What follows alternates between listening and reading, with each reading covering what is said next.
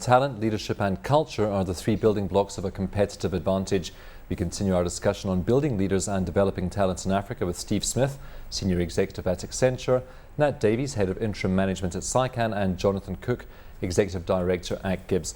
Jonathan, just before the break we were discussing how do you identify talent within an organisation, either if you're there already or as an interim management team, if you go in to identify it. What do you look for?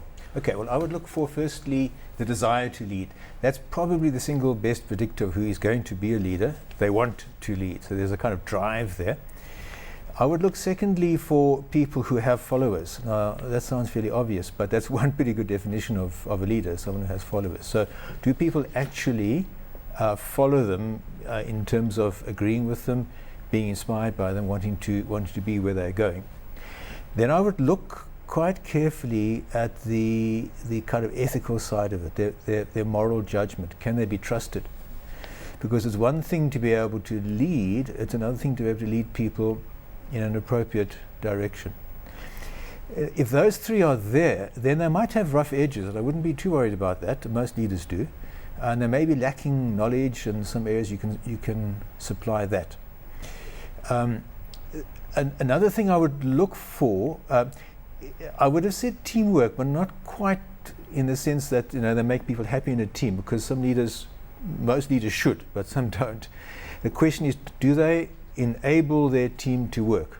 So a good indication would be this person's team is getting on with the job with energy, not necessarily liking the leader, but doing the job effectively.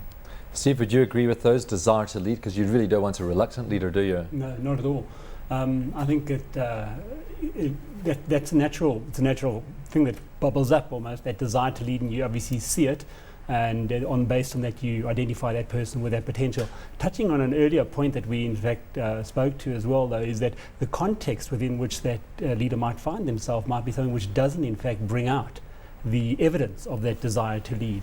And so therefore, again, the organisation has to be in tune with those various dynamics, so as to be able to pull out those leaders that aren't that clearly obvious.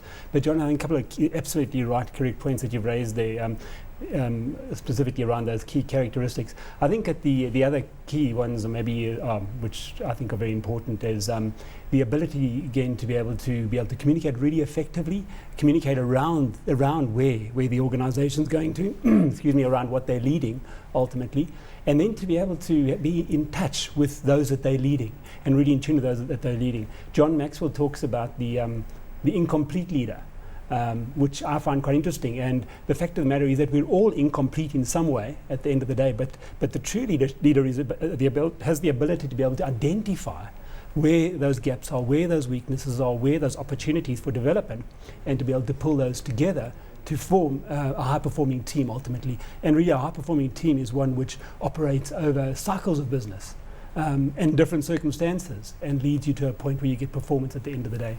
Of course, Nat, the world is fast globalizing. South Africa is part of that. It's been a big change over the past 14 years for South African companies. Do we need leaders with global mindsets?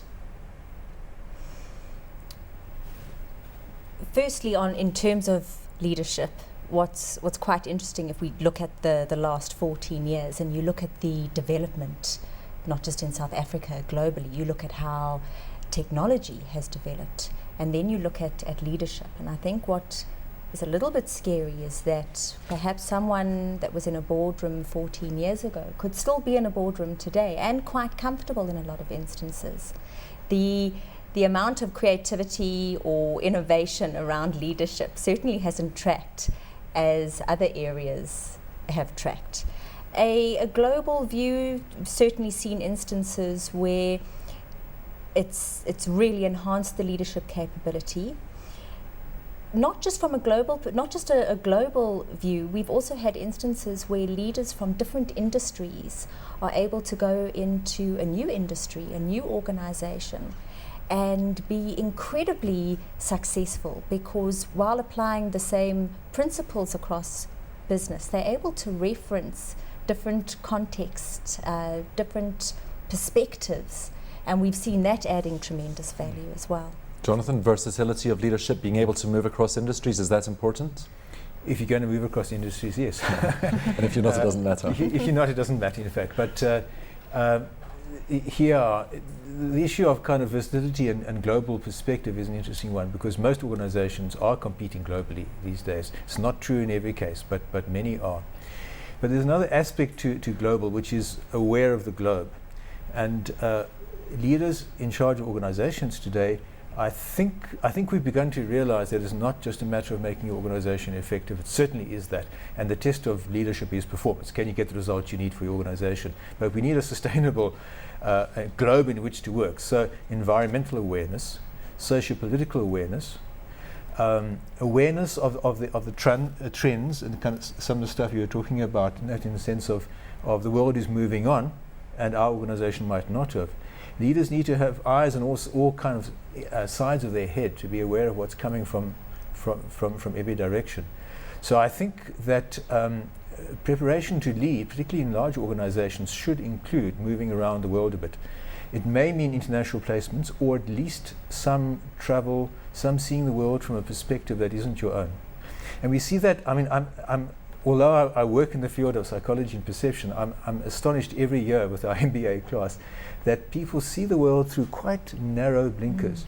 And that is a kind of life-threatening position to be in if you're a leader of a large organization, because you don't get the whole truth. And so we've got to remove those blinkers and put people in different experiences, different perspectives, so they see the world from fresh perspective. They don't have to agree with the other perspective, but they've got to be able to see it from that direction, whether that's global in the sense of other countries, or global in the sense of the person next to me whose life experience has been so different.